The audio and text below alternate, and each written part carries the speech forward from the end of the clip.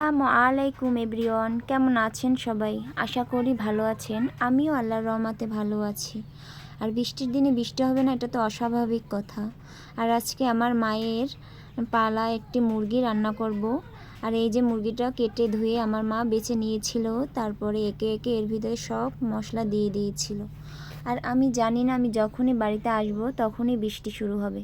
যেদিন চলে যাব ঠিক সেদিনই বৃষ্টি কমে যাবে, তারপর আর বৃষ্টি হবে না।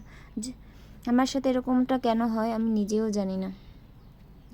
তারপরে একে একে আমার মা এর ভিতরে সব মশলা দিয়ে দিয়েছিল, আদা বাটা, রসুন বাটা, জিরা বাটা সব। আর আমার মা মাটির চুলায় রান্না করবে, আর মাটির চুলার রান্না তো অসাধারণ হয়ে থাকে। আর এর ভিতরে দিয়ে দিচ্ছিল হলুদ গুঁড়ো, মরিচ গুঁড়ো, লবণ, পেঁয়াজ সবই দিয়ে দিবে। একেবারে সবগুলো দিয়ে হাতে মাখিয়ে চুলোয় বসিয়ে দেবে। আর আমি জানি না সব ছেলে মেয়েদের কাছে তার মায়ের রান্না হয়তো অনেক প্রিয় হয়ে থাকে। আমার মায়ের রান্নাও আমার কাছে সব থেকে বেস্ট। আর আমি যতই চেষ্টা করি না কেন আমার মায়ের মতো কখনোই আমার রান্না হয় না। আর এই যে আমার মা মাংসটা কষিয়ে নিচ্ছে।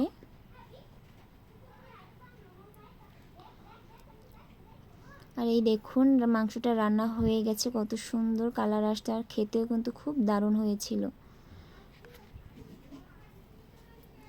আর এই যে আরও রান্না করেছিল কচুরমুখী দিয়ে চিংড়ি মাছের ঝোল।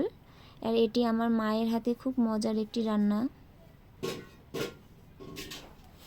আর এখন রান্না করছে চিংড়ি মাছ দিয়ে শসা। আর আমাদের গ্রামে এভাবেই রান্না করে। আমাদের গ্যাসের চুলা আছে, সব কিছুই আছে, কিন্তু আমার মা মাটির চুলায় সবসময় রান্না করে। আর এই যে শসা রান্না হয়ে গেছে, এখন রান্না করে নেব ইলিশ মাছ। আর ইলিশ মাছের জন্য সব কিছুই দিয়ে দিয়েছিল। আর ইলিশ মাছে যেহেতু সব ধরনের মশলা হয় না, শুধু হলুদ, মরিচ, লবণ এগুলোই দিয়ে দিচ্ছিল। তারপর মাছটা ভালোভাবে একটু কষিয়ে নেবে। আর আমি যেহেতু গ্রামের বাড়িতে আছি তাই আশেপাশের শব্দ একটু ইগনোর করবেন প্লিজ। আর একে একে সব মাছগুলো দিয়ে ভালোভাবে কষিয়ে নেবে।